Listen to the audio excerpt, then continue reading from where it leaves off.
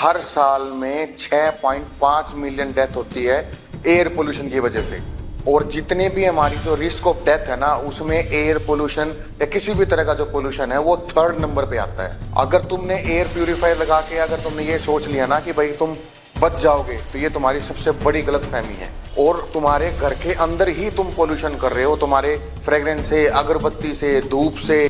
और मास्क लगाना कोई भी हेल्प नहीं करता तुम्हारे एयर पोल्यूशन को कंट्रोल करने के लिए। राम राम भाई, सारा नए भाई। आज मैं बात करूंगा आपको पोल्यूशन के बारे में, सिगरेट्स के बारे में, हुक्का के बारे में, जो भी आजकल जो चल रहा है, हम उस टॉपिक पे बात करेंगे। और इस टॉपिक पे बात करना क्यों इंपॉर्टेंट है भाई, हम पूरे दिन में कुछ भी करते हैं, लेकिन सबसे ज्यादा लेते हैं हम सांस लेते हैं हम 20 से 22 हजार बार हम एक दिन में सांस लेते हैं। आज हम बात करेंगे भाई इस बारे में डिटेल में।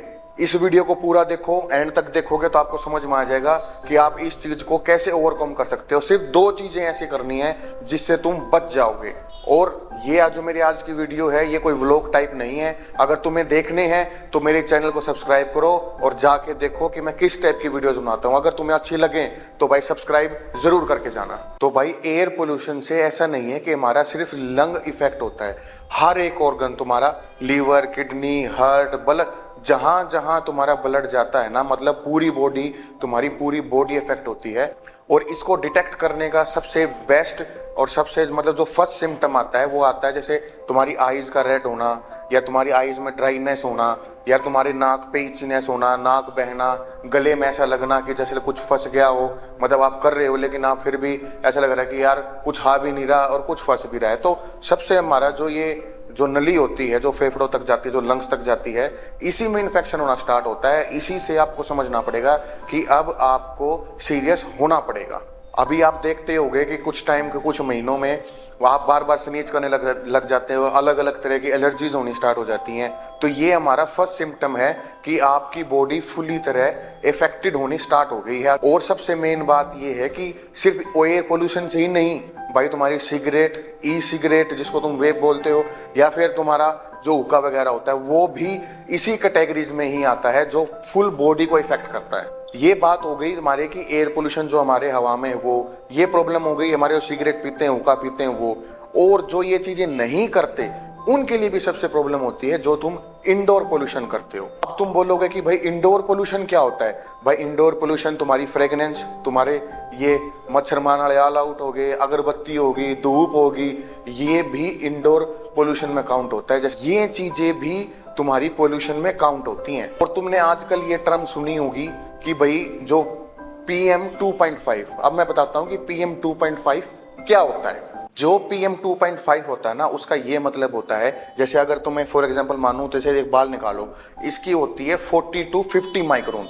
ठीक है, अब समझ लो कि जो 2.5 माइक्रोन है वो उसका साइज लिखा हुआ है, बाल का 50 to 60 हो गया। अब आइडिया लगा लो कि 2.5 कितना माइन्यूट या कितना सा होगा। वो क्या करता है, तुम लेते हो ना सांस, फेफड़ों से भी पार होके जहां वो ब्लड स्ट्रीम में जाना स्टार्ट हो जाता है, और वो हर एक ऑर्गन में पहुंच के इफेक्ट डालता है। आपने बहुत सारी डिजीज देखी होंगी, डायबिटीज, मेटाबॉलिज्म, और तुम्हारी प्रेग्नेंट वुमेन्स होगी, वो आपको न्यूबॉर्न बेबी को भी इफेक्ट कर रहा है। तो ये इसलिए इतनी सीरियस सिचुएशन है। और अगर तुम्हें ये पता लगाना है ना, जो सिगरेट नहीं पीते वो भी दिन में कितनी सिगरेट पी रहे हैं, तुम्हारी वैल्यू चेक करो कि तुम्हारे आसपास PM 2.5 की कितनी वैल्यू है, उसको 22 से डिवाइड कर दो। जैसे मान लो 55 है, 55 को आई तुम्हारी PM 2.5, उसको 22 से डिवाइड कर दो, तो तुम इतनी सिगरेट पर डे पी रहे हो। और 55 होगी नहीं, इससे ज्यादा ही होगी। कंस्ट्रक्शन एरिया हो गया, तुम बाहर चले गए, रोड पे हो या किसी धूल मिट्टी वाले रोड पे चले गए, तो ये PM की वैल्यू और भी ज्यादा इंक्रीज हो जाती है। तो पर डे में अब तुम आइडिया लगा लो, ना सिगरेट पीने वाले भी कितनी सिगरेट पी रहे हो। अब आते हैं कुछ सॉल्यूशन की तरफ कि आप अपने लेवल पे क्या कर सकते हो। गवर्नमेंट तो जब करेगी वो करेगी, आप अपने लेवल पे क्या कर सकते हो। अब तुम्हारे मन में सबसे पहले पॉइंट यह आएगा कि हम मास्क लगा लेंगे। भाई मास्क से कुछ भी नहीं होता। जो तुम कपड़े वाला मास्क लगाते हो उसमें से 2.5 पास होता है। ठीक है, सर्जिकल मास्क लगाते हो उसमें से 2.5 क्लियर होता है। ठीक है, N95 लगाओगे उसमें 95% तक होगा, लेकिन 5% फिर भी जाएगा, लेकिन वो एक प्रैक्टिकल नहीं है। आप जैसे मान लो आपने N95 मास्क लगा लिया, उसमें क्या होगा, वही कार्बन डाइऑक्साइड आप छोड़ रहे हो वही ले रहे हो, वही छोड़ रहे हो वही ले रहे हो, तो आपका 10 से 15 मिनट में ऐसा लगेगा कि घुटन हो गया, फिर वो मास्क यहाँ से यहाँ आ जाएगा, यहाँ से यहाँ पे आ जाएगा। तो मास्क एक टेम्परेरी सॉल्यूशन है। और एक सॉल्यूशन है, अब हमने सॉल्यूशन ढूंढ लिया कि भाई हम एयर प्यूरीफायर लगाएंगे, बहुत अभी चल रहा होगा मार्केट में, आपको पता है कि भाई एयर प्यूरीफायर लिया है, ये लिया है। अब तुम्हें सर्च करो, सोचो इस चीज को कि एयर प्यूरीफायर एक एसी की तरह काम करता है। मोटा मोटी एसी क्या करता है, इंडोर की हवा ली, उसी को ठंडा किया, उसी को रिसर्कुलेट कर दिया।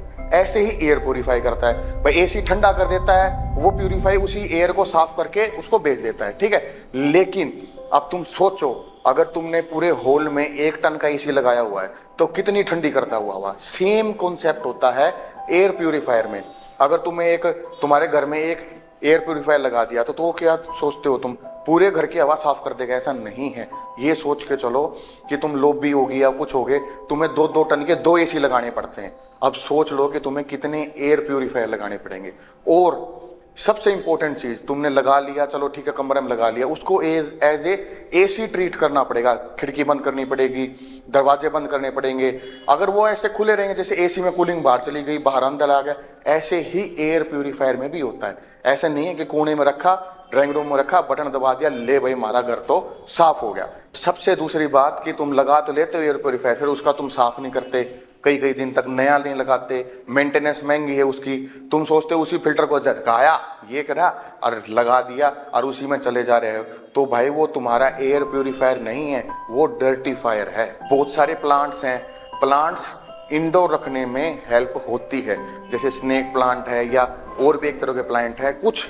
कुछ हद तक छोटे से लेवल पे ये चीजें हेल्प करती हैं। तो ज्यादा से ज्यादा इंडोर प्लांट्स रखो अपने पास। और सबसे इंपॉर्टेंट बात, जो मैं 2 चीजों की बात कर रहा था, वो ये है कि धूल और धुआं, 2 चीजों से दूर रहना है। धूल और धुआं जहां भी तुम्हें ये दिखे तो वो तुम्हारा पोल्यूशन की कैटेगरी में आता है। जैसे मान लो धुआं हो गया, धुआं किस से होता है? अगरबत्ती से हो गया, या व्हीकल से हो गया, या कंस्ट्रक्शन साइट्स में जो चिमनी है वो लगी हैं उससे हो गया।